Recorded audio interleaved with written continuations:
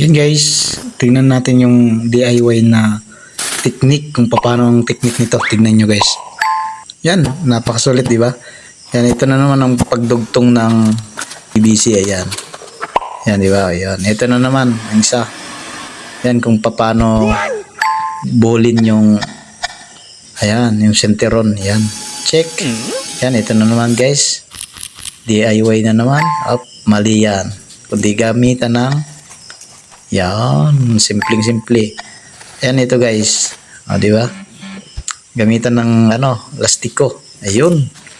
Kuhang-kuha, di ba? Ayun, ito na naman. Kukuha ata ito, anong gagawin nito? Ayun, kumuha ng parang pantali at itinali ngayon. Ayun. Di ba?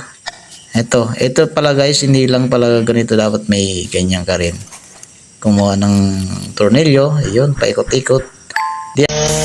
Yan guys, so tignan nyo si nanay, gaggers cutter. Napakasipag ni nanay, tignan nyo. Kaya kayong mga bata pa ngayon, kayong patamad-tamad, inspirasyon nyo si nanay, tignan nyo. Kung mga ganito sa Pilipinas, siguro, daming mag-aaway-aaway sa kalsada.